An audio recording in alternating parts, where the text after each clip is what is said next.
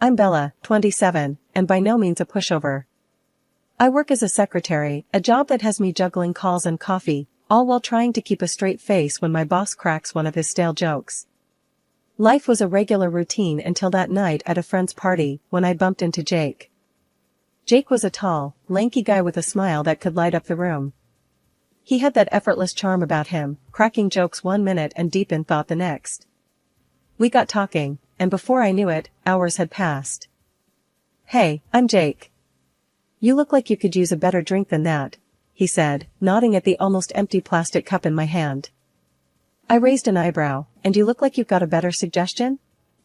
"Follow me and find out," he grinned, leading the way to where the real party was, a table laden with all sorts of drinks. We spent the evening talking about everything and nothing. His jokes were actually funny, a refreshing change from the dry humor I was used to at work. As the party wound down, we exchanged numbers.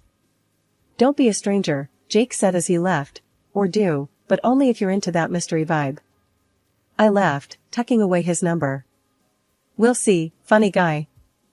As I headed home, I couldn't shake off the feeling that this was the beginning of something. But that night, it was just the city lights, the lingering laughter from the party, and the slight buzz from the drinks.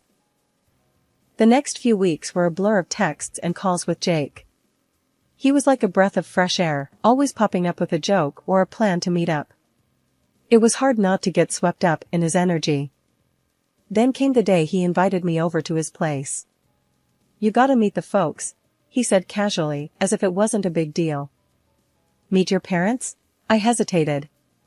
"Aren't we moving a bit fast?" "Nah, they're cool. Plus, I want them to meet the girl who's been stealing all my time," he joked, but I could tell he was serious. I agreed, not knowing what I was walking into. Looking back, I wish I had taken a bit more time, maybe then I would have seen what was coming. But life doesn't give you a heads up, does it?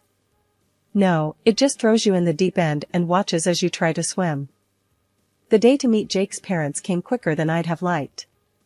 I remember standing in front of my closet, trying to pick out something that said "nice to meet you," and not "I'm here to steal your son."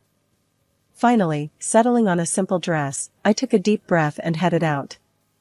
Jake's house was one of those big, sprawling places with a garden out front.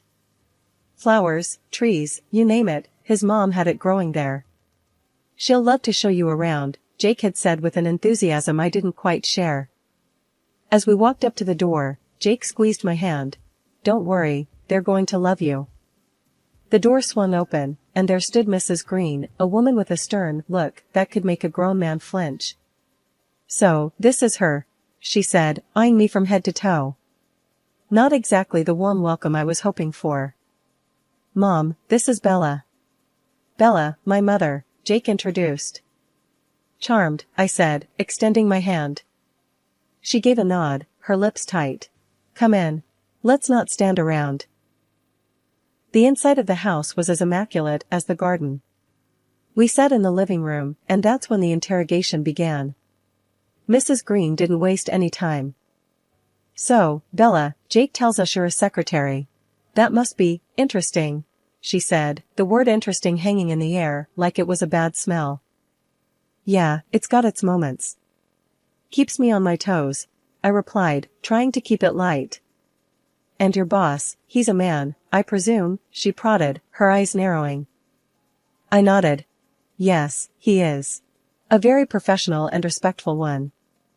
Mrs. Green hummed, as if she had expected as much. "I suppose you spend a lot of time together, being his secretary and all." I could feel the insinuation heavy in her tone. Jake jumped in. "Mom, come on, let's not start this." "No, it's okay," I said, feeling a need to defend myself. "We work together, but that's it. There's nothing more." Mrs. Green looked at me, then at Jake, and then back to me. "I see. Well, as long as it's professional."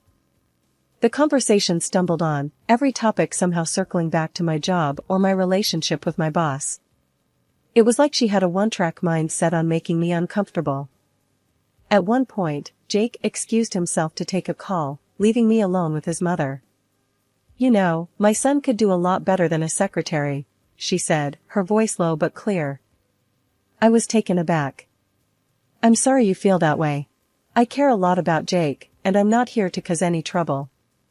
Mrs. Green stood up, her posture rigid. Just so we're clear, I have my eye on you.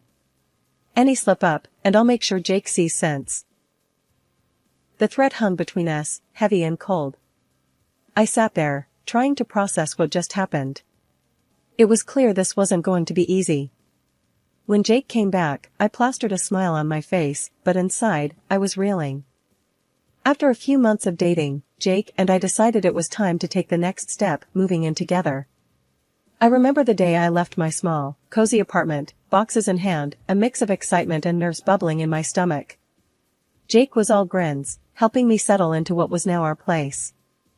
It was nice, waking up next to him every morning, sharing coffee and lazy weekends. But as they say, good things never last, especially if Mrs. Green has anything to say about it. One Saturday morning, as we were lounging around, the doorbell rang. Jake went to answer it, and in came Mrs. Green, her eyes scanning the room like she was looking for something, or rather, someone to criticize. "Mother! What a surprise," Jake said, clearly caught off guard. "Save it, Jacob. I know what's going on here," she snapped, her eyes finally landing on me. "Living in sin, are we?" Jake's face turned red. "Mom, it's not like that. We're serious about each other." She scoffed. "Serious? Please. You barely know her." I stood up, feeling the need to defend our relationship. "Mrs. Green, I care about Jake, and we're happy together." "Happy?" She laughed, a harsh sound that filled the room. "Let's see how happy you are when the novelty wears off." She walked around, inspecting the place like she was going to find something incriminating. Her eyes landed on a photo of Jake and me at a beach. "And what's this?" "Hardly appropriate, wouldn't you say?" Jake tried to intervene. "Mom, that's enough." But she was on a roll. "I won't have my son shacking up with just anyone. What will people think?" I could feel the anger rising in me. "We're not hurting anyone. We're adults, making our own decisions." Mrs. Green turned to me, her gaze sharp. "You may have fooled my son, but you don't fool me. I see right through you." The argument escalated from there, voices raised, words thrown like punches. In the end, Mrs. Green left, but not before declaring, "This isn't over." Her visit left a sour taste, the tension hanging between Jake and me. We tried to brush it off, go about our day, but it wasn't the same. Her words echoed in the back of my mind, a constant reminder of the disapproval looming over us. As days turned into weeks, the strain grew. Small arguments became regular, each one chipping away at the happiness we had built. I couldn't shake the feeling that Mrs. Green was somewhere out there, smirking, pleased with the chaos she had sown. One night, I worked late. The project was a beast, and everyone had left except me and my boss, who was in his office doing who knows what. "Bella, you still here?" my boss called out as he finally emerged. "Yeah, just finishing up this report," I replied, stretching my arms.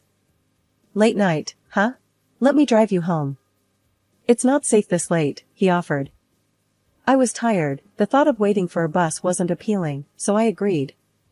We walked to his car, making small talk about the day.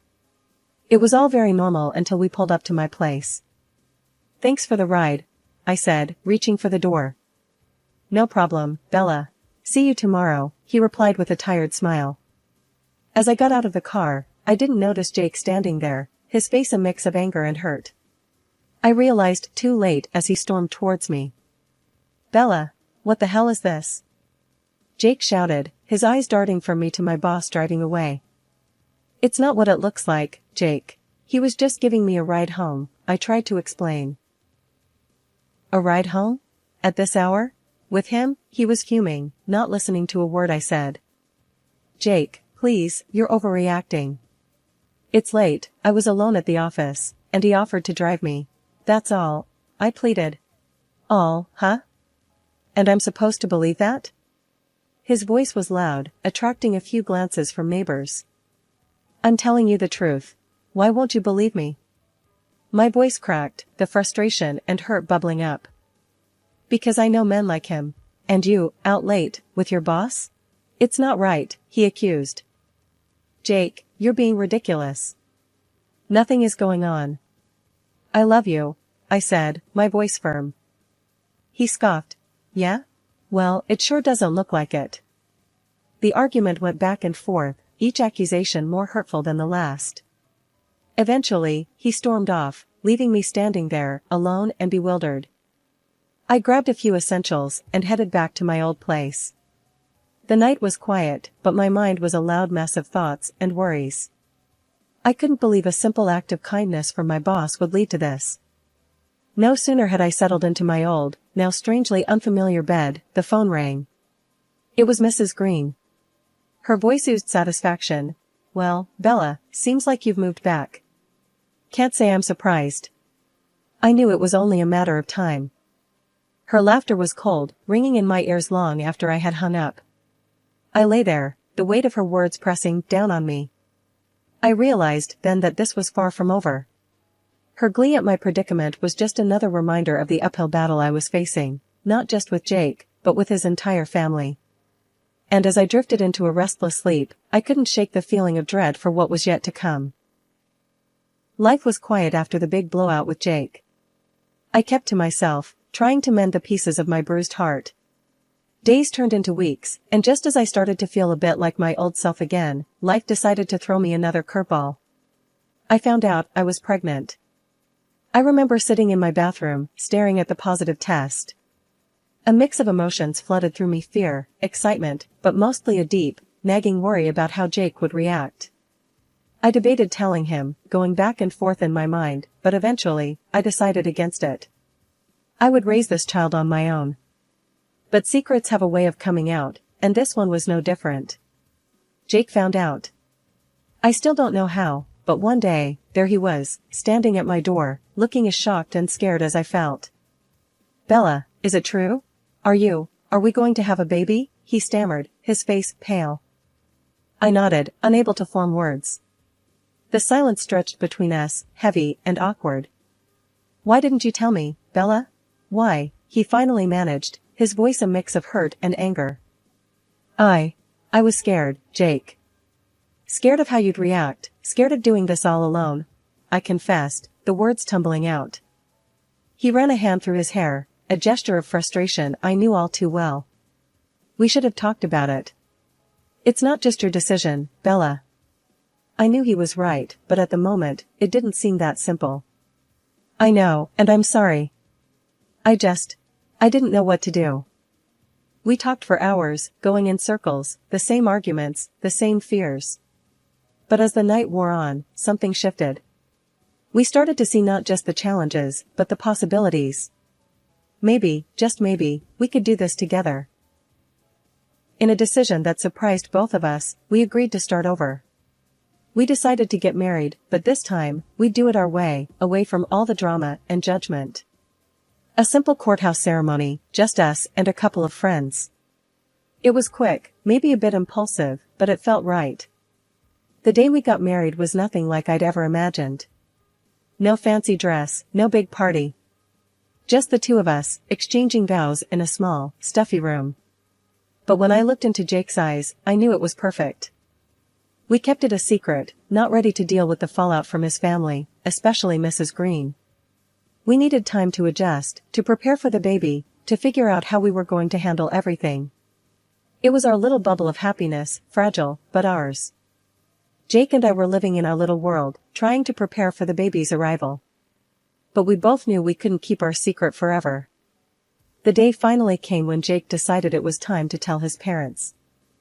We gotta do it, Bella. They need to know about the baby, about us, he insisted one morning, a determined look on his face. I was scared, to say the least. But what about your mom? You know she's gonna flip. He took my hands in his. I'll handle Mom. You just focus on you and the baby. So, we went to his parents' house. My heart was pounding as we walked up the driveway. The door opened, and there stood Mrs. Green, looking as stern as ever. Jacob, what are you doing here? And you brought her, she said, eyeing me with disdain. Mom, we've got something to tell you. It's important, Jake said, stepping in front of me slightly. She let us in, the curiosity clear on her face. We all sat down, the tension thick in the air. Jake took a deep breath and began. Mom, Dad, Bella, and I got married a few months back. And we're expecting a baby. There was a moment of stunned silence before Mrs. Green erupted. Married? A baby? How could you be so irresponsible? Mom, it's not like that. We love each other. We're happy, Jake tried to explain. Happy? Look at her. She's trapped you with this child, Mrs. Green accused, pointing a finger at me. I felt my face heat up. I didn't trap anyone. This baby is a blessing, not a trap. Don't talk back to me, girl. I know your type, she snapped. Jake stood up, his face red with anger. Enough, Mom. This is my life, my wife, my child. If you can't accept that, then maybe we don't need to be part of yours. The room fell silent, Mrs. Green's face red with anger, but there was a flicker of something else, maybe fear, maybe realization. Mr. Green, who had been silent till now, put a hand on her shoulder, a silent plea. She looked at him, then back at us, her face softening just a fraction. I need time to process this. We left shortly after, the air between us heavy but hopeful. As we drove away, Jake squeezed my hand. That went better than expected. I laughed, despite everything. Yeah, if you consider World War III better than expected. But it was out now, the truth. We were married, expecting a baby, and for better or worse, his family knew. It felt like a weight had been lifted, but at the same time, a new worry had settled in. How would Mrs. Green react once the news really sunk in? Would she come around, or would she be an ever-present thorn in our side? Only time would tell, but for now, we had each other, and that was enough. As we drove home, the sun setting in the distance, I felt a sense of peace. We were together, we were strong, and no matter what came our way, we'd face it together, as a family. A few weeks had passed since the big reveal to Jake's parents. Things were quiet, almost eerily so. Then, one afternoon, Mrs. Green showed up at our door, unannounced, with a homemade cake in hand. Bella, I baked this for you. A peace offering, let's say, she said, her voice softer than I'd ever heard it. I was taken aback, not sure what to make of this sudden gesture. Thanks, Mrs. Green. That's unexpected. She smiled, a bit too sweetly. Call me Mother, dear. After all, we are family now. After some awkward small talk, she left, leaving the cake on the kitchen counter. I invited a friend over to share the cake. Hey, Lisa, wanna come over for some cake? It's a long story. Lisa arrived, and I cut the cake, serving us both a piece. But as fate would have it, she was on a new diet kick and refused at the last minute. You know what, I'll take it home for later. My cheat day's tomorrow. She laughed, wrapping up a big slice. I shrugged and took a bite of mine. It was delicious, almond flavor bursting in my mouth. But as the evening wore on, I started feeling odd, queasy. I chalked it up to pregnancy nausea and went to bed early. But the nausea didn't go away, it got worse. By midnight, I was violently ill, and Jake rushed me to the hospital. After what felt like endless tests and worried looks from doctors, they told us the shocking news. There was a toxic substance in my system, something commonly used in gardening to kill pests. Jake's face went white as he realized the implication. The cake, my mom. I was too weak to respond, a cold dread settling in my stomach. Had Mrs. Green really tried to harm me, to harm her own grandchild? I was kept in the hospital overnight, and by morning, I was feeling a bit better, but the emotional toll was immense. Jake was a mess, torn between worry for me and disbelief that his mother could do such a thing. We were talking on the phone about it, Jake's voice heavy with concern. We need to figure out what to do next, when suddenly the door to my room creaked open, and in walked Mrs. Green. I quickly muted the phone but didn't hang up, Jake still listening in. Bella, how are you feeling, dear? She asked, her voice dripping with faux concern. I looked at her, feeling a mix of anger and disbelief. I'd been better, I said, coldly. She tooted. Such a shame about the sickness. And the baby?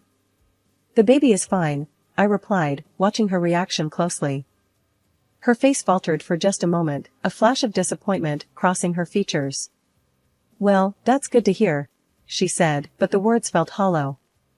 Then, with a smirk, she added, "Of course, you have no proof of what caused your little incident.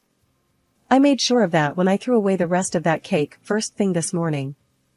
My heart raced, Jake still on the line, hearing every word. She had just admitted to it, not realizing the call was still connected. As she turned to leave, I looked down at the phone, a plan forming in my mind. Mrs. Green might think she's covered her tracks, but she was wrong. We had her confession, and now it was time to make her face the consequences. After Mrs. Green left the hospital room, I called Lisa, who thankfully hadn't eaten her piece yet. She was horrified by the news, and agreed to bring the cake to the police as evidence. Then I dialed Jake again. "Jake, did you hear all that?" I asked, my voice barely above a whisper. "Yeah, every single word," he replied, anger seething through his tone. "I can't believe she'd go this far. I'm coming back to the hospital, and we're going to the police. We've got her now, Bella." By the time Jake arrived, I had managed to steady my nerves. Together, we went to the police station, the phone recording in hand. The officers listened intently, their expressions growing grimmer with every word Mrs. Green had unwittingly spilled. They assured us they would investigate immediately. The next few days were a blur of police visits, interviews, and a growing sense of dread about what was to come.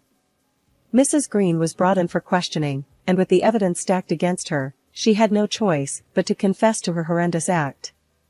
The news of her arrest spread quickly, and suddenly, the whole town was buzzing about the scandal. Jake stayed by my side through it all, his support unwavering. "I'm so sorry, Bella. I never thought she'd do something like this." "I know, Jake. But we're together in this, that's what matters," I reassured him, squeezing his hand. The trial date was set quickly, given the severity of the crime. Mrs. Green faced the judge, her usual stern demeanor replaced by a look of defeat. The evidence was undeniable, and she was found guilty of attempted poisoning. The sentence was harsh, but just, given the potential consequences of her actions. As we walked out of the courtroom, Jake and I both felt a strange mix of relief and sadness. It was over, but at such a cost. His mother, the woman who had raised him, was now behind bars because of her own twisted actions. We decided it was time to move on, to focus on the future and the arrival of our baby. The house felt quieter, the air lighter, as if a dark cloud had been lifted. Our friends and family rallied around us, their support a constant source of comfort. One evening, as we sat on the porch, Jake wrapped his arm around me. "We've been through hell, Bella, but we made it. I love you, and I can't wait to start this new chapter with our little one." I leaned into him, my head resting on his shoulder. "Me too, Jake. It's going to be a fresh start for all of us." The baby kicked, as if in agreement, and we both laughed. It was a sound of pure joy, a sign that despite everything, we were going to be okay. As the sun set, painting the sky in hues of pink and orange, I realized that justice had been served, not just in the courtroom, but in our lives too. We had been tested, pushed to our limits, but in the end, we emerged stronger, united, and ready to face whatever the future held.